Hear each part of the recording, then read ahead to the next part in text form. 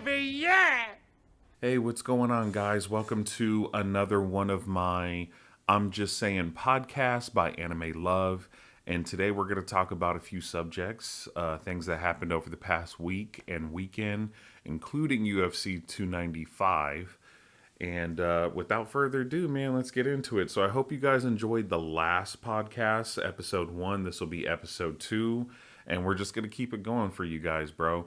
Again, I'm more interested in doing these podcasts because it's going to allow me to talk about various things that you guys are also interested in, is that I'm interested in as well, and it will allow me to do so without editing it, okay, which takes a lot of time and effort, and I don't have enough, subscribers and views and stuff like that to just keep doing all that hard work and not really reaping any benefits for it. So until we get the efficient amount of subscribers and views in order for my channel to be monetized, meaning getting paid by YouTube, we're just gonna kind of do this for now on. All right, so without further ado, let's talk about a few things, right? All right, so one of the first things I want to talk about today is and again, I'm going to be talking about subjects that happened over the past like week, right? Like news and stuff that has came about. And again, guys, I'm not just going to talk about anime. I'm not just going to talk about, manga. I'm going to talk about those as well as current events, things with musicians, things with MMA, things with boxing, things with TV shows. I'm a very diverse person and I am interested in a lot of different things, right? There's more to life than anime and manga. So, we're going to talk about that. So, one of the things that did happen over the past week is regarding Megan the Stallion. So, Megan the Stallion is a very interesting person so far. The way she came up and then what has been unfolding over the past year with her has been very interesting and I want to say contradictory to what she wants the world to look at her as. So we're going to kind of talk about that just a little bit and talk about the most recent event. So in regards to Megan the Stallion, recently she put out a music video, and I can't remember what the music video was called or what the song was called. But basically, in this music video, Megan the Stallion says that basically she broke up with her ex because she caught him getting head in her home, right? And I think, if I'm not mistaken, I talked to the wife. She confirmed it that there are articles and stuff like that out stating that Megan the Stallion is no longer with her ex boyfriend. And to be honest with you guys, I can't even tell you that nigga's name. He was a nobody, clearly, trying his best to get some type of fame and mooching off of her. I remember at one point, Dwayne The Rock Johnson had said that, he thought Megan the Stallion was, hot or sexy or whatever. And then he tried to talk shit about Dwayne The Rock Johnson. And I was like, bro, are you fucking kidding me? That's The Rock. Like, I understand you feel some kind of way because a dude basically publicly said that he liked your girl. But at the same time, you're a nobody. This is Dwayne The Rock Johnson, a fucking wrestling star, a Hollywood star, like he's a millionaire, like multimillionaire. It's like, bro, stop it. You're not even in his league. But anyway, don't know the name of the dude, but apparently he thought it would be a good idea to invite a chick over. I'm assuming it was a chick, and get head in Megan the Stallion's house. Now here's the thing, bro. This is what I'm gonna say in regards to this. God, man, there's so much to say about this. There really is. So honestly, I don't even know where to start. But we're just gonna get into it, right? So I'm gonna say this, bro. I think Megan the Stallion is super attractive, right? Appearance wise, I think she is, gorgeous. tall drink of water. Like I don't know what it is. It's something about tall, thick women that I really, really dig. And stuff. So I like the fact that she's tall. I'm like, I don't know, I'm like 5'10". I think she might be a little bit taller than me, but that shit don't matter to me. I think she's sexy. She obviously has an amazing body. She's a really good musician. I personally don't like listen to her music and bump it like that because she usually talks about shit that only females can relate to. Like, I don't know, just women shit, and I'm a man. And not only am I a man, but, I'm like a man's man. I'm not, with that gay shit. So, if you're talking about getting fucked by dudes and, you know, wearing purses and other shit like that, I'm not gonna vibe to your music in that sense because I'm a dude. So I'm not gonna, be able to relate to that. You know what I'm saying? So, but yeah, she makes good, like when she raps, her music, it sounds good. She's on beat.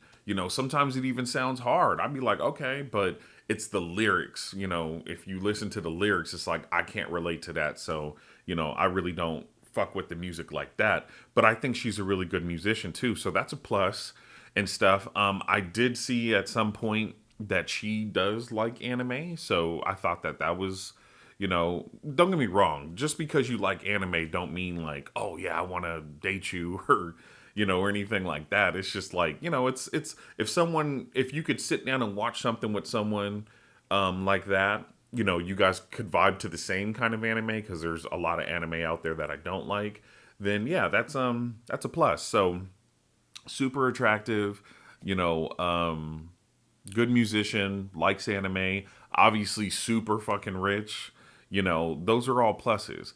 Now, downsides to Megan the Stallion, the biggest one is she is a fucking industry hoe, bro. She's a fucking industry hoe. Like, it came out, especially during the trial, I believe. This is what I heard anyway from people that were covering the trial. It came out that I guess Megan the Stallion had to, she had to admit a lot of the people that she had been with sexually, up to a certain point. For what reason, I don't know. But apparently um, she had to tell that truth.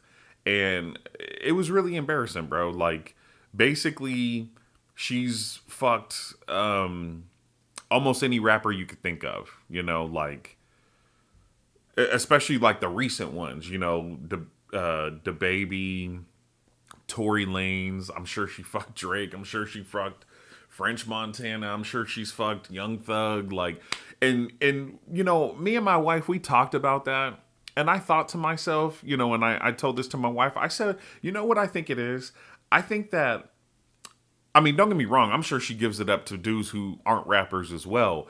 But I think she is probably super easy when it comes to rappers, especially like good rappers, is because that's the industry that she's in, and she probably understands, the art of it and how, complex it could be. It's probably impressive to her and attractive to her when she meets a man who can do it just as good as she does, or even better, or, whatever. And, it's probably like a turn on for her and stuff like that. Because for her to just give it up to so many different rappers, I mean, I'm sure their fame has something to do with it too. You probably just want to be associated with their fame as well. Like, oh yeah, I fuck, so and so and so and so. Like, there's a little bit of like I'm assuming a person would get a little sense of, pride in that. Like, if I ever slept with Holly Berry, I'd be like, yeah, that's Holly Berry. You know what I'm saying? So, maybe that had a little bit to do with it too. But yeah, bro, like, basically she was just busting it open for any and everybody, And that is a really big turnoff, bro. Like, it really, really is. Like, if I was a person who was at a high status, I had my own money, and I was famous as well. If Megan the Stallion approached me after I found all that information out and was like, hey, how about, let's date? or something like that, I would probably say no, bro. Like, I ain't gonna lie, if I was another person and she approached me on some shit like that, like, I would be like, look, just heard that you basically getting fucked by everybody. That's not really what I'm looking for in, like a girlfriend or a wife. So, as far as the dating goes, no thank you. But I mean, if you're just trying to like, go have a good time, we could chill and shit like that. And, Netflix and chill basically like, hey, I'm down for that. But just understand like that's where it's gonna stay. You know what I'm saying? Like I'm not gonna you know what I'm saying? Like it's like one of those things where it's like I'm not gonna say no to that. But you trying to be with me, like you just not the type of chick that I would want to say like, oh yeah, this my wifey basically. Like, nah. You know, that's one thing and I'm sure some women feel the same way. Like if a very attractive dude approached you and he wanted to date you and stuff, like yeah, he's attractive, so you might want to fuck him for sure. But when it comes down to it, if you heard and that it's out there that he basically fucks anything that walks and any bitch can have him, off the drop of a hat, like you might not want him as a boyfriend or a husband. You know what I'm saying? Because that's not what you're looking for long term and to say like, yes, I'm proud of this person. You know what I'm saying? When anybody can have your significant other, it's just not ideal to have them as a girlfriend or a boyfriend. So now, some people might say, well, what are you saying, bro? Are you saying like if she approached you now and was like, hey, you trying to be together, you would say no? Well, look, guys, first of all, I'm married, and I'm pretty happy with my wife. We've been through a lot and stuff, and we've been through shit that it's like it's made our bond stronger because we went through hard times, like some serious hard times. So I'm gonna go ahead and say yes, even if she approached me now, while I'm with, as I'm with my wife and stuff like that. Of course, I would say no. That's my wife, and I'm not trying to leave her for no goofy shit like that. You know, but if I'm in the status that I am now, and I'm poor and I'm a regular person, and if I was single and she approached me now, like yes, even if I heard that she was a hoe and stuff like that, obviously, bro, like you know again, I think she's attractive and she's on a higher status which can elevate me. So yes, I would probably date her. But what I'm saying is if her money, her status and stuff like that was of no value to me, then I would definitely be like, nah, I'm good on the dating. But again, I'd be like, hey, if you trying to fuck, we could do that. But, I'm not trying to be with you. But again, you know, um, that's hypothetical, theoretical, because obviously I'm not that status. But yes, as a poor man, if I were single, I would date her, but I still wouldn't be proud. Like again, there's still that thing of like she's been ran through, So it's like I'd be like, hey, I'm dating Megan Thee Stallion in the sense of like I'm a nobody and I got this great, you know, very successful person, but I would still be ashamed basically of the fact that I'm dating somebody who got ran through. So, but yeah, so I say all that to say, as far as her ex-boyfriend thinking that he could do something like that, bro, I don't know, man. Maybe the trial got to him, like, because, as a man, when you hear that about your girl, that she done been ran through like that, it probably made him feel some kind of way. Now, that's not to say that he wasn't cheating beforehand, or whatever. It's not to say that he wasn't cheating beforehand, or whatever, but it's like, after hearing that, maybe he just felt like, and this is kind of a weird thing to say, but maybe he just felt like he wanted some get back. Like, You know, you just disrespected me. Now I want to disrespect you. And that's a very toxic and unhealthy way to handle things. You know, for people who are listening to this and stuff, obviously that's probably what some people would want to do to like cope with how they've been hurt. But the best thing to do is to just say, hey, you know what? I feel very disrespected and embarrassed. And as much as I want to be with you, I just can't because of this. And you just need to walk away. You know, I think it was very disrespectful for him to invite a chick over to Megan the Stallion's house to, you know, have sex with her, bro. Like that for one, bro, it's like if you gonna do your dirt, at least go do it in a fucking hotel or, you know, something like that to bring somebody to that person's house, bro. Like you really shitting on them, you know, and God, that was highly disrespectful. You know what I'm saying? At least go to your own shit or, you know, go off somewhere in a car or in a hotel or whatever. Like, that was highly disrespectful. So, you know, in regards to that, I think homie was foul. And, you know, I feel bad for Megan the Stallion in that sense because, yeah, that's highly disrespectful, bro, for sure. Um, you know, in a certain sense, you know, I would imagine to walk because I don't know if she walked in on it. I think she walked in on it. So that must be really traumatic, bro. That must be really traumatic. And in a sense, I feel sorry for her, you know.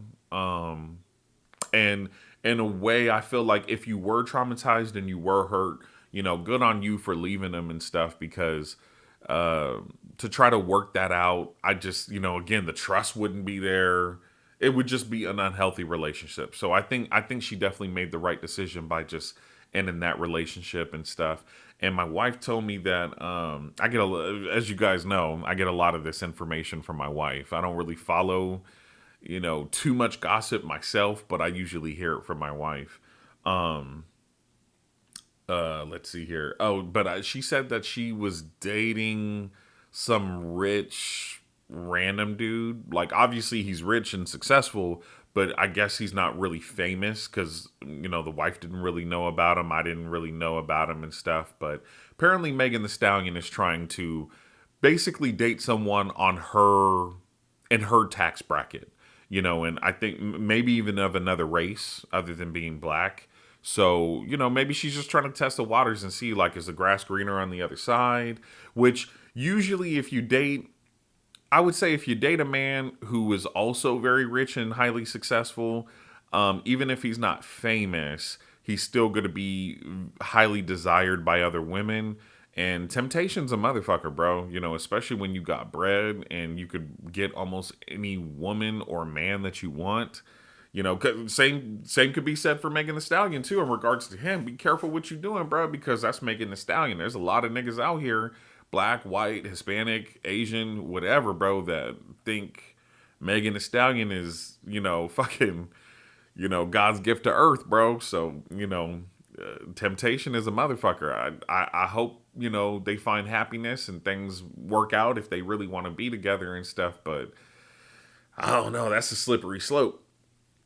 So yeah, that's kind of my opinion on the whole Megan the Stallion thing. Now, one thing I did find really weird about her music video where she talked about all of this, not only did she talk about the ex-boyfriend and stuff in her lyrics, but she also was talking about she's depressed and she feels like she hit rock bottom and stuff like that. But it was weird because the music video itself was just the usual Megan the Stallion video, you know, shaking ass and you know the tone in which she was rapping was like I'm a bad bitch and don't nothing phase me, but the lyrics were the exact opposite and the imagery was the exact opposite. So it was just weird. I kind of feel like it was a very poorly done music video because the music video and the imagery did not match the lyrics, which I think that's the whole point of a music video, you know, is to convey what the person is trying to say. But again, the tone, Megan Thee Stallion's tone, didn't match it either. So I thought the video was kind of weird. I mean, it was hot, you know. Again, I think Megan Thee Stallion is interesting, or I'm sorry, sexy, and she was shaking ass and stuff. So I mean, it was a hot video, but at the same time, it was weird because it didn't match the lyrics. So that's what I feel about the Megan Thee Stallion situation. Hey man, you know,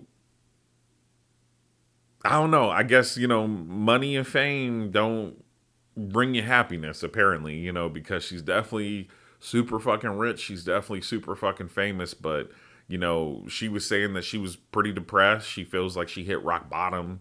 And obviously, I think Megan Thee Stallion is looking for, I want to say she's looking for love. She's looking for that special somebody. But at the same time, again, I don't know what her actions were in their relationship and stuff, but you gotta also be accountable for your own actions, and when your significant other hears that you done been fucked by everybody, it's like, you know, can't expect them to feel good about that. So, all right, bro. So that's all I got to say about the Megan Thee Stallion situation.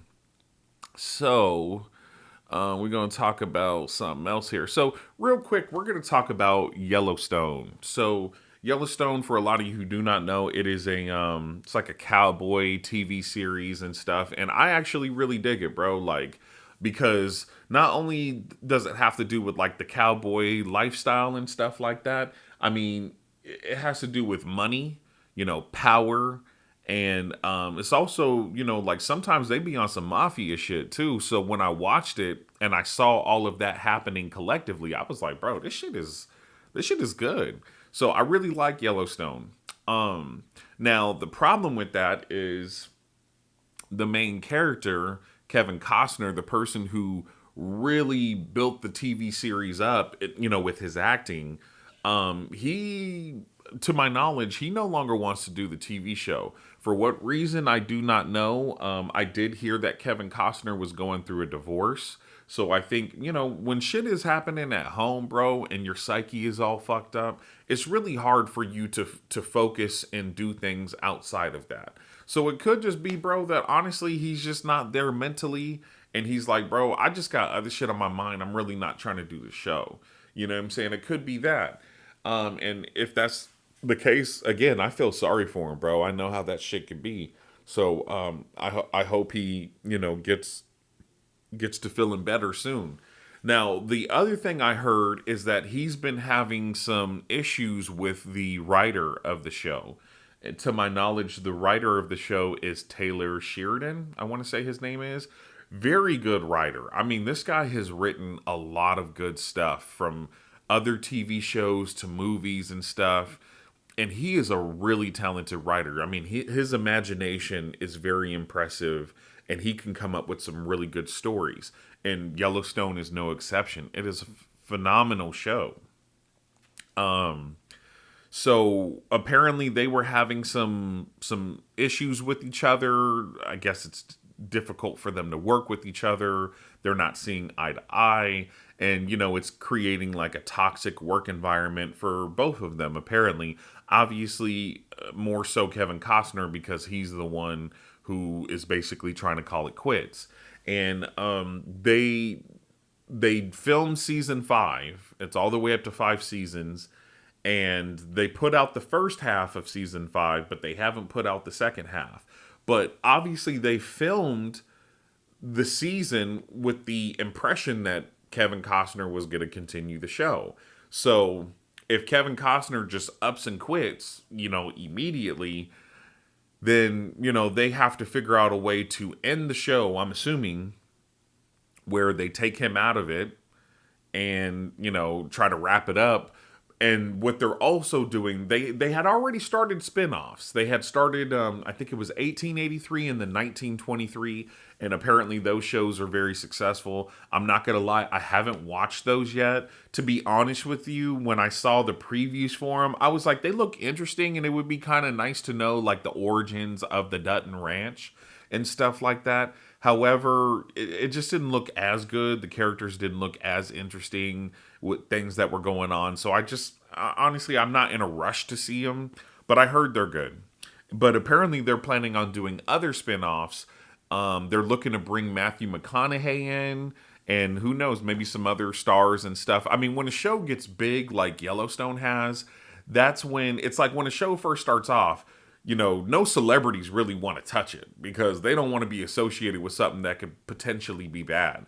But when you build it up from ground zero and then you turn it into the success, oh, celebrities come out the fucking woodworks, bro. They can't wait to get a fucking cameo or a role in the show, which in a way it's like if I was a person who started from the beginning, I would be like, oh, y'all didn't want to fuck with us in the beginning when we first made you the offer, but now that the show is a huge success, now you want to be a part of it, But that's here nor there. But yeah, they're looking to do a spinoff. I think the Four Sixes, and I think some other spinoff and stuff. And I imagine if Taylor Sheridan is the one who's writing it, it's probably going to be super successful too. And the show, the genre already has a huge following, especially amongst country folk, people who can relate to that lifestyle and stuff. They really dig the show.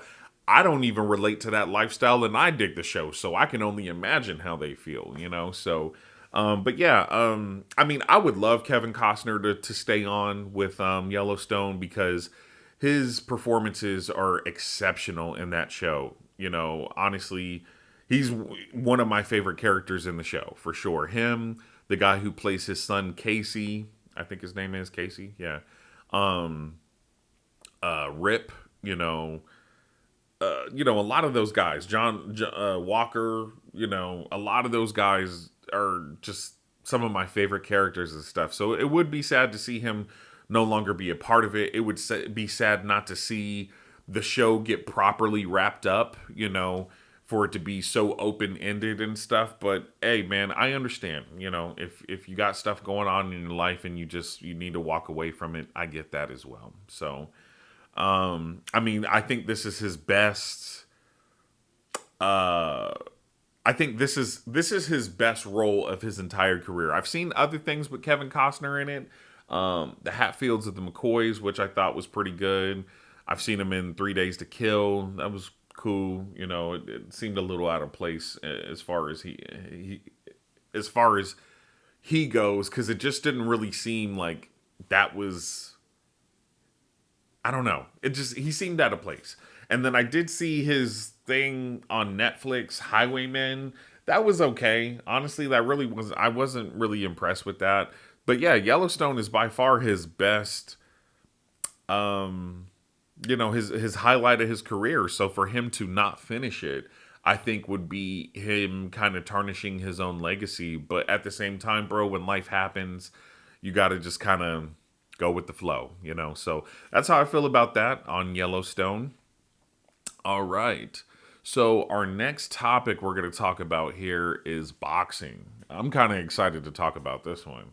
Give me 1 second.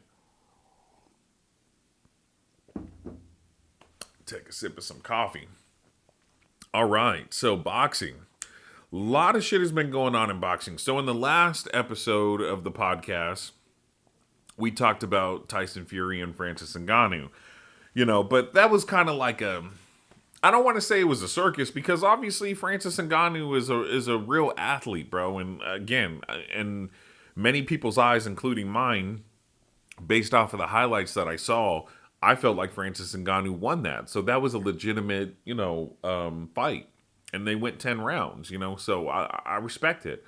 However, let's get back to, let's get back to some serious boxing here, right? So in my opinion, bro, the stars of boxing right now, in my opinion, like I don't even know how to put this, bro, into words. Like the people is really focused on, the people, that nigga basically is Gervonta Davis and Canelo Alvarez. I would have put the Charlo, and this is the thing. I would have put the Charlo brothers in that.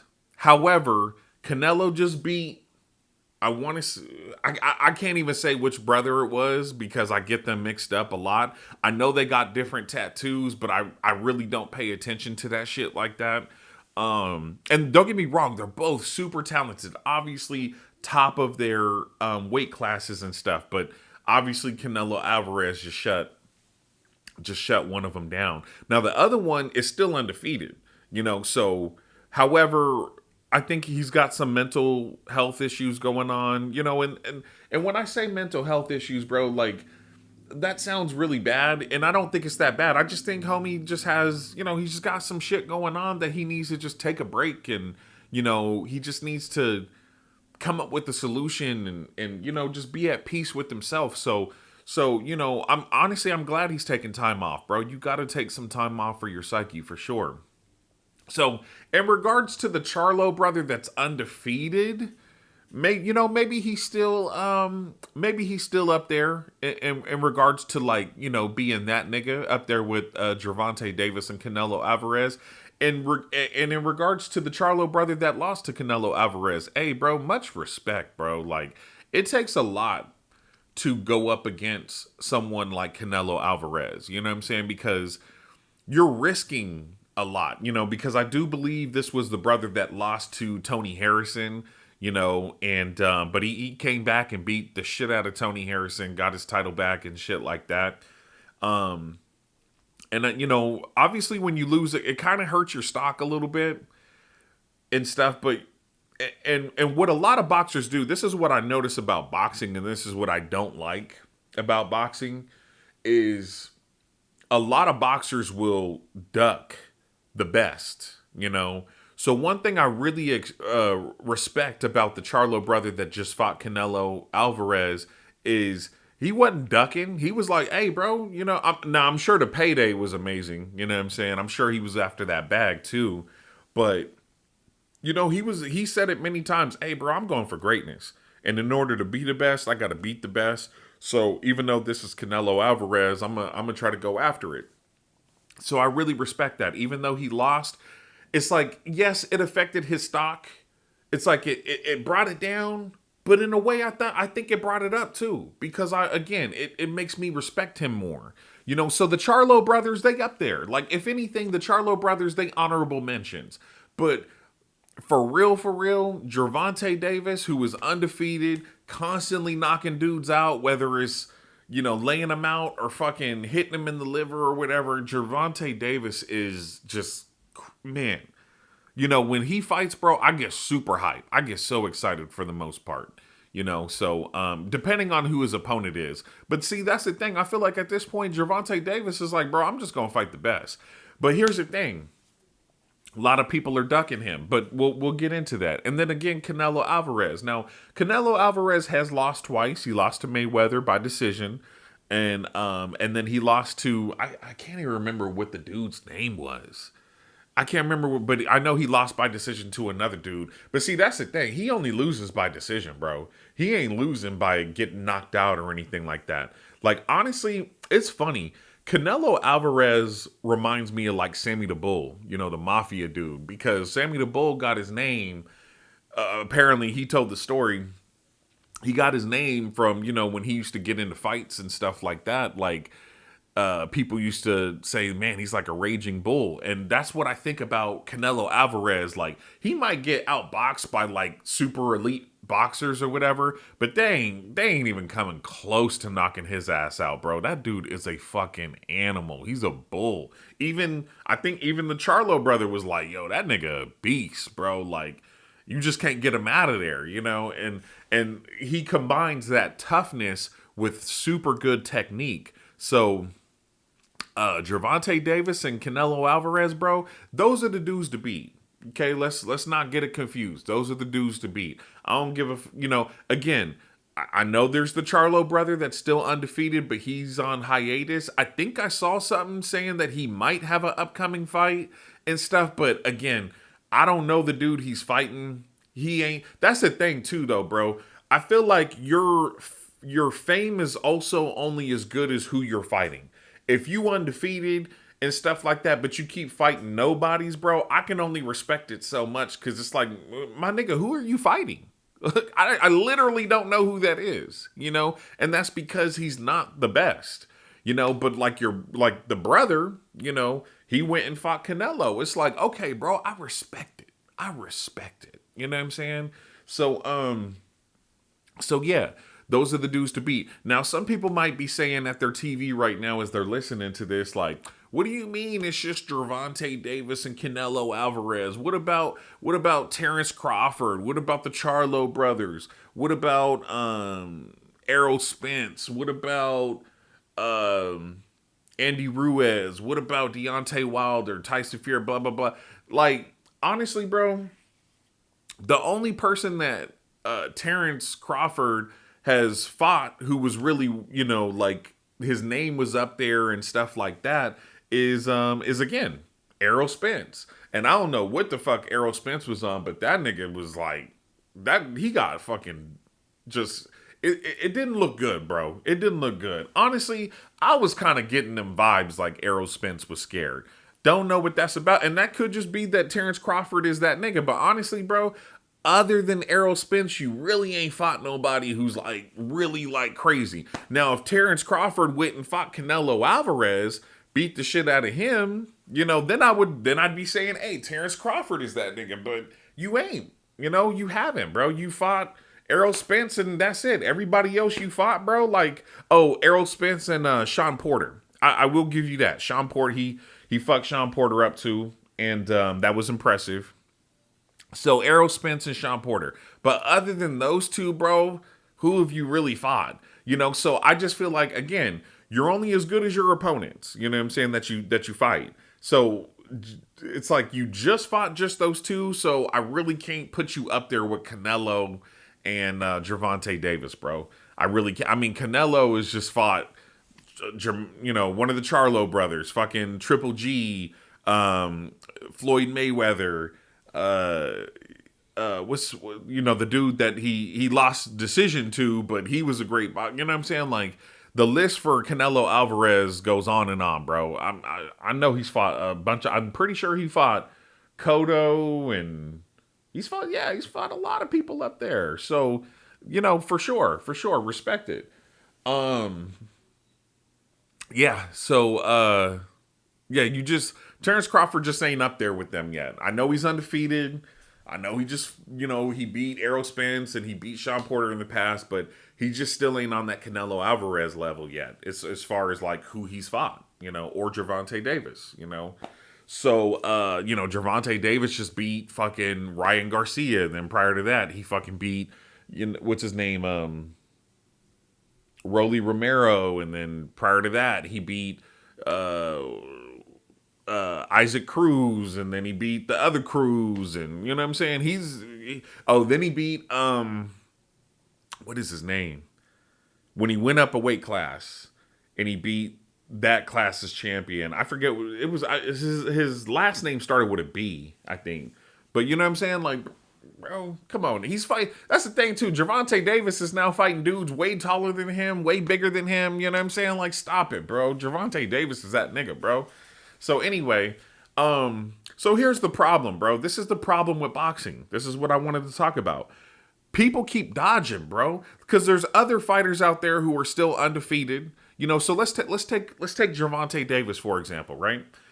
Gervonta Davis is the man to beat. That's that nigga. If you want a big bag, you want excitement behind your fight, you want to fight him, right? But there's people dodging him, but they want to talk shit from afar. Like, take I don't even know, Stevenson Shakur or something like. I don't even know what the dude's name is. Apparently he's really good. Honestly, I haven't really seen any of his fights. I did try to watch a few of his highlights. I mean, his boxing was cool, but I wasn't super impressed with what I was seeing. Obviously, I didn't see him knock anybody out. I guess he's just outboxing him or something like that.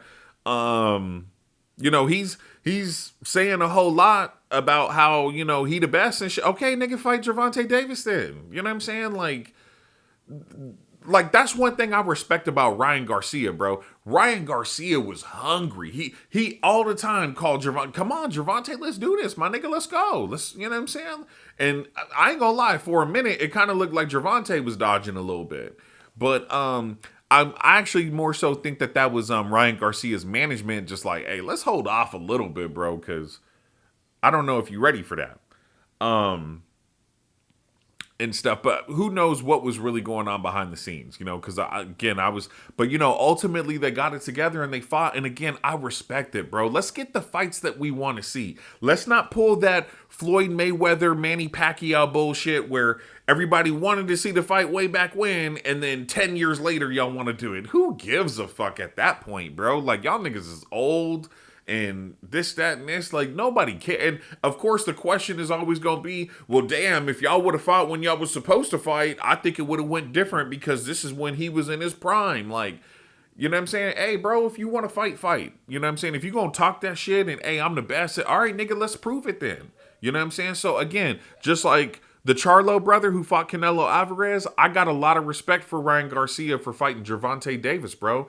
You take a lot of risk when you do that because you might get a big payday and shit like that. But for one, your stock is going to drop down if you lose. And then two, your psyche, bro. Like, Ryan Garcia admitted it. He's like, when I fucking lost to Gervonta Davis, bro, that shit fucked with my psyche, bro. Like, I was really depressed. You know what I'm saying? So it's a big risk that fighters take when they fight somebody like that, which is why I think a lot of niggas be dodging. But, bro, if you gonna be in the sport of boxing, ain't no fucking dodging, bro. If you gonna try to be the best, you gotta fight the best. You know what I'm saying? Now, if you want to say, hey, bro, I really do want to fight the best, but honestly, I really don't think I'm on that nigga's level yet. So let me get another 4 or 5 fights in. Let me just see if I can improve my skills. And if I'm more confident by then I'll fight him. But if not, then, hey, I'll leave it at that. Don't sit up here and keep yapping and shit like that, talking about you the best. But then when the contract come, you don't want to sign it. Like, nigga, get the fuck out of here with that bullshit. I feel that way about Shakur. And I feel that way about Devin Haney. Devin Haney like to run his mouth too, but it's like, bro, unless you fighting Gervonta Davis, bro, I don't even want to hear it. Honestly, I don't even want to hear it. Unless you gonna fight Gervonta Davis, I would probably say that the next nigga up is probably Isaac Cruz. Isaac Cruz is a beast, bro. Isaac Cruz is a beast, and I will say, what's his name? Gervonta Davis did outbox him. He was because he ended up getting hurt. So he couldn't really knock him out or try to go for the finish. But, he adjusted, right? Like a real champion does. And he outboxed him. He outscored him. I definitely agree with the decision. But make no mistake, bro. Gervonta Davis was struggling against Isaac Cruz. Like, he couldn't get him out. Again, Isaac Cruz's nickname is the Pit Bull. And I can understand why. He's, he tough, bro. But he's a boxer. You know what I'm saying? So, I would probably say, if you ain't gonna fight Gervonta just yet, all right, Devin or Shakur, fight Isaac Cruz. You know what I'm saying? Or if you ain't gonna fight him, fight Ryan Garcia. Like, bro, stop fighting these no names, bro.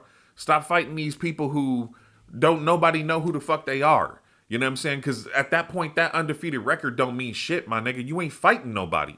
You know what I'm saying? So that's how I feel about that. Now, as far as Canelo goes, now, like I said, like Terrence Crawford. All right, bro, you want to sit up here and, talk like you the best and stuff. And hey, again, you just beat Errol Spence. Errol Spence, was supposed to be tough. You beat Sean Porter. I know you undefeated and that's cool, bro. And hey, I respect it. I respect the skills. I see the skills are there. But you only as good, you only as famous as your opponent. You know what I'm saying? So let's stop fighting nobodies. And after you beat Errol Spence, hey, bro, if I was you, this is what I would recommend. I would either fight one of the Charlo brothers or I would fight Canelo Alvarez. Anybody else I could think of? I don't think that Adrian Broner is really doing it like that no more. I don't even know if that nigga's fighting anymore. But yeah, I would fight if I was Terrence Crawford. I would either fight Canelo Alvarez or one of the Charlo brothers, bro. If you don't fight one of them, honestly, bro, I don't think people are really gonna give a fuck. Honestly, including myself, unless you fight somebody who really got a name, who really is bringing it, bro. Like, I don't think anybody's gonna care, and you're not gonna be that nigga. So let's stop dodging. If you really feel like you that nigga, then do that. You know what I'm saying? So that's how I feel about that, bro. But make no mistake, in boxing right now, Gervonta Davis and Canelo Alvarez, they the it, bro. So I'm Unless to all the other boxers who are trying to climb up the ranks and get fame, unless you fighting one of them or you fighting one of the gatekeepers, again, like Isaac Cruz or Ryan Davis uh one of the Charlo brothers or somebody like that, bro, just somebody up there, ain't nobody gonna give a fuck. And you not that nigga, your undefeated record don't mean shit. So that's how I feel about the status of boxing right now. Now, kind of, we are going on another subject, but we are going to continue talking about some boxing here. So now the other subject we're going to talk about is Jake Paul. And this kind of relates to, like I said, kind of like it's boxing. And I'm not going to disrespect it by saying that it's like a circus boxing match, because it's not. But this is more selective boxing. There you go. We're going to label it as selective boxing. Because obviously people like Francis Ngannou and Jake Paul and people like that, they're going to box somebody who they think is going to bring pay-per-views in a large bag, right?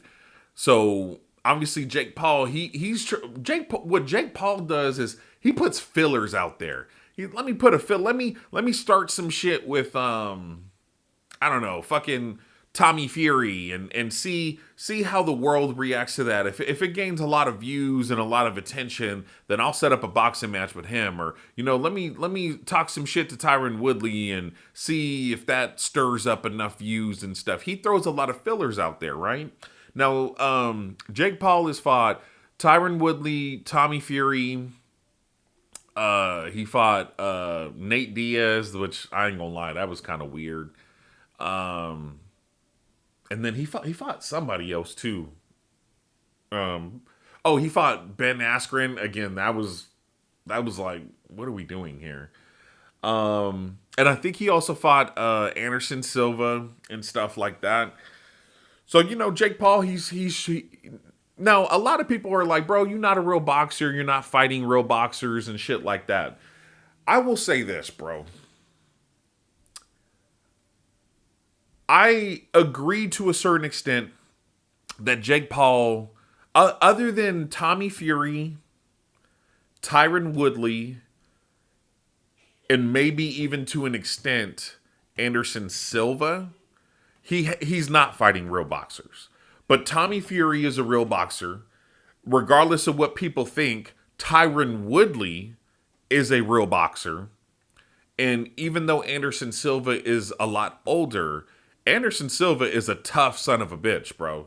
Like, and even though he's skinny and stuff, like, that old dude got some power. So I don't think that was the easy task either. So those fights impressed me, with Jake Paul.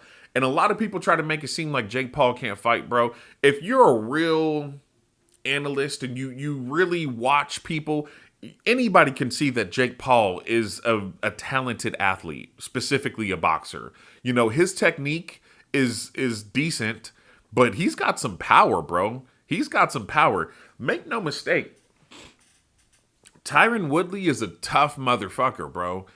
In the UFC, Tyron Woodley was a tough dude to beat. And only a few people were able to knock him out or TKO him, bro. He's tough. So for Jake Paul to literally knock him out in the second fight the way he did, that was impressive, bro. And in their first fight, he won by decision. So that was impressive. Now, he lost to Tommy Fury, but again, Tommy Fury, and it was only by decision. But again, Tommy Fury is an actual boxer. He comes from good stock. And, but Jake Paul held his own against him, So, I think what Jake Paul is doing is respectable to an extent. Like, I respect the hustle and I see what he's trying to do, So yeah, that's what I think about that. Like, I think that Jake Paul is, I think that, what he's doing is impressive. And I do think he's got talent. Okay. All right. So we're going to leave that at that. Like I said, I didn't want to spend too much time on the Jake Paul thing because, even though I respect the hustle and I understand that there's some skill there, You gotta. Here's the thing with Jake Paul. This is the last thing I'm gonna say about it. You gotta stop fighting. You gotta stop fighting people, bro. That don't really have the boxing skill. Like, come on, bro. Nate Diaz, most of the fights that Nate Diaz won was by submission, bro. Nate Diaz was not knocking dudes out. He wasn't TKOing dudes. He was submitting them. Rear naked choke, triangle. That's how he got most of his wins, bro. Like, he wasn't really knocking dudes out. So nobody really got excited for that fight because it's like, it's Nate Diaz. He ain't even really a striker like that. You know what I'm saying? Tyron Woodley was, you know what I'm saying? Even though he was an MMA fighter, Tyron Woodley was knocking niggas out left and right, bro. Tyron Woodley was a beast. So, like, when you fight people like that, Tommy Fury, Tyron Woodley, Anderson Silva, people can get a little excited for that because there's some risk to you as well. When you fight people like Ben Askren, Nate Diaz, people who are known for not being good strikers, nobody's excited about it because there's no risk to you. Like nobody expects you to get knocked out because the guys aren't known for knocking people out, especially Ben Askren. The dude, all he literally did was wrestle in MMA. He would just wrestle people and he would like choke them out. That's it. He wasn't knocking niggas out. So, like, come on, Jake. I get it, bro. You trying to fight people that are like famous, got a lot of following and stuff, bro. But you gotta fight some real fighters, bro, if you want people to respect it. You know what I'm saying? So yeah, that's what I gotta say about that. All right. So moving on to the next thing. Take another sip of this coffee. All right. So moving on to the next thing. This is another current event that happened, and this is kind of this is probably going to be a little similar to the whole Megan the Stallion kind of news. So, Keke Palmer recently, God, this is probably going to be a little lengthy, but I got to kind of explain what's been going on so you guys understand the current state that she is in. So, Keke Palmer, for one, Keke Palmer has kind of gained a little bit of new fame. She recently played in the movie Nope, which was a Jordan Peele film, and it was really good. I'm not going to lie, it was really good. But prior to that, Keke Palmer, she wasn't really like all that famous. I think she used to do some Disney shit, and then I know she did like a voiceover in one of the Ice Age movies, one or two, and then I know she did some very low budget films and shit like that. I guess at one point she was trying to do some music. I think she did a little bit of music with like I can't remember their names, but she did a little bit of music with some people and stuff like that. So she's somewhat famous, but she wasn't like really out there like that. Plus, the way she kind of like conveyed herself in some of the stuff, like she was just going for, hey, I'm here to have fun. But recently, it seems like Keke Palmer has been putting herself out there kind of like provocatively, right? Like she's been, she just recently had a kid, and ever since she had a kid, she's kind of like plumped up a little bit, but not in a negative way. It's actually, because she was really thin before. Now she's thick, right? Like it ain't fat. She's still thin in the right places, but she's thick now. Got some big titties, got a fat ass, and Keke Palmer has a really pretty face and stuff. So she's been dressing very provocatively, and I guess, randomly, she decided to, I guess, go out to a Usher concert and dressed very provocatively, literally wearing a swimsuit that had like a very see-through dress. So even though she was wearing a dress, you could see right through it, and you could see her in her underwear and her bra and shit like that, right? Very provocative. And like I said, she's very curvy and plump now. So, it was a sight to see. Now, mind you, she's in a relationship at this time. So she goes to this Usher concert, and apparently, because she's Keke Palmer, she is somebody to an extent. Usher finds her, I guess, in the crowd or something like that. and I guess he starts to serenade her. He starts to sing to her. And let's not kid ourselves, bro. Usher has an amazing voice. Like Usher is up there with like R. Kelly, bro. Like Usher ain't no joke. He could fucking sing. You know what I'm saying? So Usher begins to serenade her, and she's twirling around and shit, showing her body. I think she even kind of like put it on him a little bit. And I was telling my wife this. I was just like, it's a little weird considering the fact that it's been reported that fucking Usher got herpes. You know what I'm saying? Like, I don't know. As the boyfriend back at home, I would probably be mad too, because it's like, not only did you embarrass me in public by, going out like that, wearing that, and then dancing up on another dude, but you dancing up on a dude who's been reported to have herpes. Like, don't get me wrong, this is Usher, beautiful voice, super famous, super rich and shit, but if you don't have herpes, you might want to be careful, because you might get it from him. You know what I'm saying? So, I don't know. That's a little weird. Anyway, and I'm not trying to shit on my man, but, yeah, I don't know. Anyway, anyway, so she grinded up on him to an extent and stuff, and then I guess the boyfriend had sent a tweet out, or a message out to the public saying like, "You're a mother. You shouldn't be dressed like that. You shouldn't be out behaving like this." Right now, I don't think the fact that she's a mother should really affect, I guess, her wanting to do that. If anything, what he should have said is damn, for real, like, I'm at home waiting on you with our baby and shit, and you out there, getting sung to by another nigga and grinding all up on him and shit. You gonna disrespect me like that? Like, that would make sense. But for you to say you're a mother, you shouldn't be acting like that, it's just like, wrong reason. But I get what you mean. I understand you're jealous, but for you to put it off on the baby is a little weird. Like, just own up to your jealousy, bro. If you jealous and you like, hey, you already know what kind of nigga I am. I don't fuck with that. Like, why you disrespecting me like that? I can understand that. So that's what he meant to say.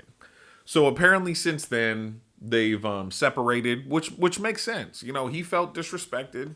I definitely agree with him in the sense of, if you in a relationship with me, why the fuck are you dressing so provocatively, showing the world your fucking body, when that's supposed to be, again, when you in a relationship, bro, I think whether you're a man or a woman, you want a person who, is, let's use that common expression. I want a lady or a man in the streets, but a freak in the sheets, meaning I want you to act classy in public and stuff, but when we at home, yeah, you could be a little slut, you could be a little hoe, you know what I'm saying? Like, I'm cool with that. I want you to be that, but out in public, show some class, show some restraint, so I understand where he's coming from in that regard, right? But it's also her life, bro. If she want to go out and behave that way, and that's what she want to do, then yeah, you're gonna have to separate. And that must be the decision that they came to, because that's what they did. But they have a son together, and I think the son is still pretty young. Now, what recently happened, apparently, is I guess he went over to Keke Palmer's house for whatever reason after they separated, and apparently she has video footage of it, like security video footage from in her home, because you can go anywhere and buy fucking affordable fucking home cameras and shit like that. So there's cameras everywhere. I don't understand why the dude thought he can get away with this. But apparently he went to her home, and there's footage of him like snatching her up. I don't know if he like hit her, like closed fist hit her or smacked her or anything like that, but he put his hands on her and stuff. So I think since then she's went and filed for, I want to say, a restraining order, but she's also filed for sole custody of the child. Now, I talked with my wife about this a little bit and stuff, because I have a little bit of experience with sole custody and child support and stuff with children that I had prior to my marriage. And, it's a very touchy subject, especially when you don't know all the facts. When you don't know all the facts, it's really hard to put an opinion on it and stuff because I don't want to say that she's in the wrong or he's in the wrong because I don't really know exactly what's going on. So all I'm gonna say is if they really think that harm would come to the child from the father because he's acting aggressively, I understand the sole custody and the restraining order. However, if that's just being filed for because she's upset with him, but she knows for a fact he would never hurt the child, obviously I think it's wrong to take the child away from either parent. So I don't know. I don't know. I can't really say too much about it because I don't know exactly what's going on. But it's unfortunate. It's unfortunate because it's another broken home and all. Let's keep it real. I mean, I'm not saying that had this not happened, this wouldn't have happened in the future because people are going to be who they are. You know what I'm saying? But all of this is over Usher. Like, this is literally the fucking episode from the Boondocks when fucking Tom and his wife get separated because she was all, going crazy over Usher. Like, this is literally the fucking Boondocks episode. Like, y'all literally got a broken home now because she went to a fucking Usher concert. Like, god damn, bro. That's crazy. Hey man, good luck to them. I hope they work it out. I hope that, they can get to being co-parents so that the child can have both the parents in their life. Honestly, bro, I really don't like to see courts get involved in parenting and stuff because you should, as two adults, you should never have to have a government system come in and tell you guys how to raise your child and child or children or whatever. And usually the courts they usually just favor one parent, usually the woman and stuff. And yeah, bro, it's not a fun process to get the courts involved, but hey, it is what it is. So that's my opinions on the whole Keke Palmer thing. But hey, to be honest with you though, hey man, Keke Palmer is, I ain't gonna lie, she looking good. She I ain't gonna lie, she up there with Megan Thee Stallion for sure. All right, so that's how I feel about that. And then so I guess real quick I'll talk about this. So recently Netflix has released a trailer for the second season of Blood of Zeus. So a lot of you might not know about Blood of Zeus. I mean, it was put on Netflix before, obviously season one and stuff, but I don't know if it did very well. It definitely didn't get the hype that like Castlevania did, even though I believe it was animated by the same studio that Castlevania was, Powerhouse Studio. But Netflix has recently released season 2 of Blood of Zeus, and or they released the trailer for season 2 of Blood of Zeus. And I've seen season 1, guys. It is a phenomenal show. I will tell you guys this. If you guys like Castlevania, if you like Invincible, and I'm going to see if I can come up with at least one more example. I can. All right. If you like Castlevania and you like Invincible, you will like Blood of Zeus, especially if you like Greek mythology, because obviously Zeus is a Greek god. The show has to do with Greek mythology. I love Greek mythology personally, and I watched season 1. I thought it was amazing. The animation is really cool.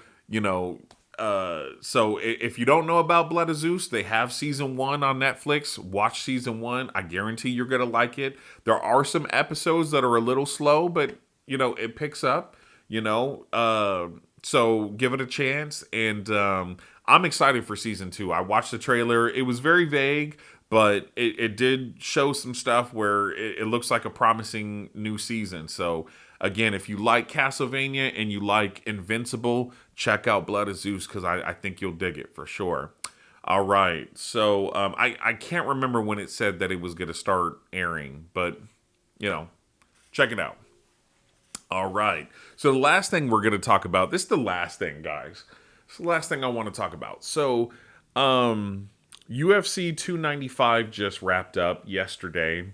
So real quick, we'll go over the two main fights. Let's see here. I brought it up because I wasn't 100% sure what their names were. All right. So there was the heavyweight match where it was Sergey Pavlovich versus Tom Espinal. Two heavyweights who are, known for knocking people out and stuff. So, in my opinion, it was pretty exciting to see those two go at it for the interim heavyweight title. One thing I want to say, bro, that I thought was really interesting when they went out there, Tom Aspinall, when he was walking out to the octagon, bro, and he was just standing in that ring, it's crazy, bro. He really reminded me of Frank Mir.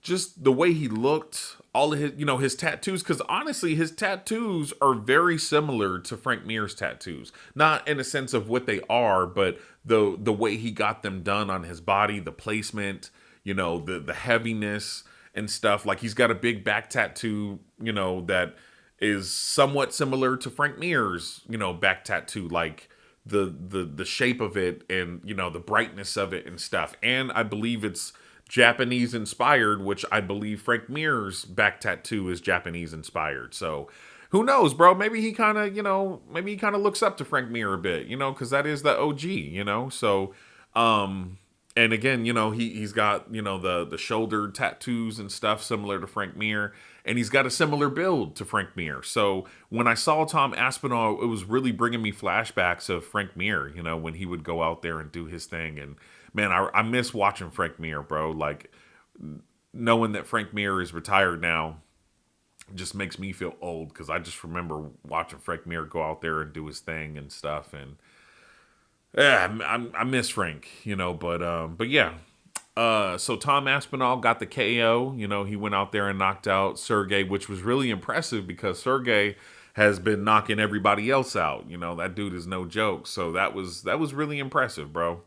And then of course there was the main event, which was Alex Pereira versus Yuri Prohashka, and that was for the light heavyweight title because Jamal Hill had to vacate the title due to an injury. That's one thing that I noticed the UFC is doing now. I mean, they didn't necessarily do it with the heavyweight because they gave them the interim title, but basically, if the champion is not able to fight like within a year, they'll either have them vacate the title and they, they deal with their injuries or their time off, and then, they can come back and try to win the title back, or they put out an interim title, which I kind of respect to a certain extent. You got to keep the show going, sometimes a champion could be out for like 2 years due to an injury, and it would hold up the division, and it would hold up, honestly, like the status quo,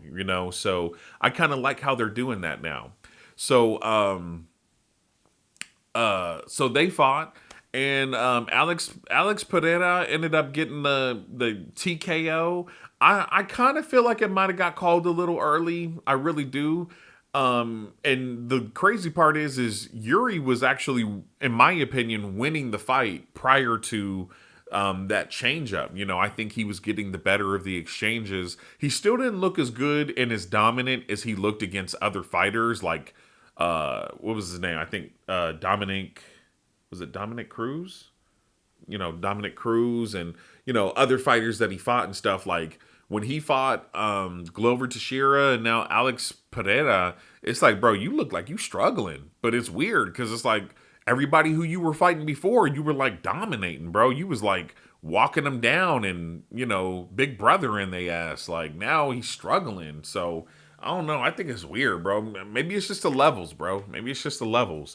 But Alex Pereira ended up winning, so he's currently the light heavyweight champion. It's crazy, bro, how this dude came into the UFC, fucking got the middleweight championship against Israel Adesanya. And I mean, he only kept it that one fight. Izzy came back and knocked his ass out, but That's crazy how he did that. And I will say this too: in their first fight, he was also close to getting knocked out by Izzy. I think it was in one of the earlier rounds, but he got saved by the bell, and then he came back like in the fifth round, and he ended up beating Izzy. But Izzy got the title back from him the next fight, but now he goes up to the heavyweight division. He beats fucking what's his name, Jan Blachowicz, who's a tough son of a bitch, bro. Then he beats Yuri Prohashka, who's also a tough son of a bitch. It's like, bro, Alex Pereira got hands, bro. He must have some power. For real, he's got some power, bro. I respect it. Good for him, bro. Good for him to come in and do his thing. Now, I do think it's a little weird how he just called out Israel Adesanya, because Israel Adesanya just got beat by Sean Strickland, and Sean Strickland is currently the middleweight champion. My bad, guys. He's currently the middleweight champion, and Izzy also said he doesn't want to come back till 2027. Obviously, if he's saying that, bro, he's saying he needs time off, whether it's for his mental or for him to recover physically or something like that. So Alex Pereira called out Israel Adesanya, and I thought it was weird. And it's like, why are you calling him out? It doesn't make any sense. He's saying, he said that Israel Adesanya is a amazing fighter, and he's trying to inspire him to come back sooner. But what I really think it is, bro, I'm gonna keep it real. What I really think it is, the number one thing is he knows he's gonna get a big payday if he fights Israel Adesanya, right? Because people are interested in it, right? He beat Israel Adesanya like 3 times before, and then Izzy knocked him out. So this will be, it's like they just got this constant back and forth, right? And stuff like that. And I don't know if he wants to fight Izzy at middleweight, at a catchweight, or at light heavyweight. And honestly, Israel Adesanya did not look very good at light heavyweight. He obviously fought Blachowicz, I think his name, or Jan Blachowicz or whatever. I don't mean to butcher the name, bro, but honestly, I just don't. I'm not super familiar with the name, and I don't really know how to pronounce it all that well right now. But he got beat pretty decisively by Jan. And then Alex Pereira went in and beat Jan pretty decisively. So it's like, obviously, it kind of seems like Alex Pereira just is a little bit better at that heavier weight. Like he carries the weight a lot better than Izzy does. Izzy just looked, he didn't, that's the thing. It's like, even though Izzy was heavier, he didn't take power with him, and obviously with him being heavier, he didn't have as much agility and stuff. So I don't know if it would be a good idea for Izzy to fight him at light heavyweight at 205. So I don't know. Maybe they fight at a catchweight, or maybe they just fight at 185 again. But again, I think it's weird because Izzy needs some time off, and Izzy just lost.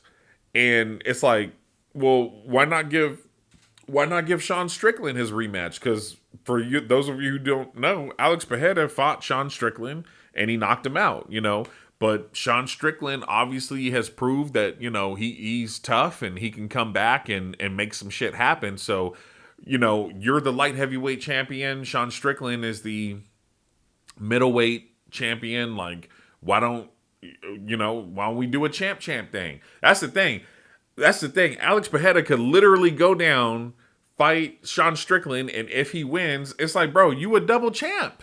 I think he would be no. I was about to lie. I was about to say I think he would be the first Brazilian double champ, but he wouldn't be technically. That female was, I forget what her name was. Damn, I forget what her name was, but Brazil had the first double champ was that female fighter. She was pretty tough. She beat Holly Holm. She beat she beat damn near everybody. Fucking Cyborg, and she beat damn near everybody. So she was tough. She was tough. I think she recently retired or is about to. But he would be the second double champ from Brazil. He would be the first men's double champ, I believe. So put it that way. So yeah, man, that's the thing. If Alex Pereira goes down and beats Sean Strickland at middleweight for the title, then at that point I would be like, hey, Izzy, what's up, bro? Like, whether you stay in middleweight or you go up to light heavyweight, I'm the champ. You're gonna have to come see me either way. You know what I'm saying? Then that would make sense. Like, hey, bro, you knocked me out last. You was talking shit to my son. What's up with it, bro? Come catch his fade. You know what I'm saying? Like, that would make sense. So I think he should probably fight Sean Strickland first. Then if he beats Sean Strickland, which, hey, that's a toss up, bro. Sean Strickland could come back and do something. But if he beats Sean Strickland, then yeah, then I would understand him calling out Izzy Adesanya. So we'll see. But all right, guys, that is the podcast for the day. Yeah, man, I hope you guys enjoyed it. There were a few other things that took place over the past week and stuff, but I want to keep the podcast at about an hour. I really don't want to go too much over that. Although this might have already gotten a little bit over that and stuff. But, on the next time, we'll talk about more current events and stuff like that. And I'll try to include a little bit more. I'll try to include some anime in the next one. I know we did talk about, obviously, Blood of Zeus, but other than Blood of Zeus, we didn't really talk about animation. So I'll try to include a little bit more anime in episode 3 of the podcast. But otherwise, I hope you guys enjoyed this, man. Again, this is just for me to talk. And, if you're at work or driving the car and you just want to listen to something, you care about MMA, you care about, current events and stuff, then this is the podcast for you. All right. Well, I hope you guys have a good day, and I will catch you on the next one. Later.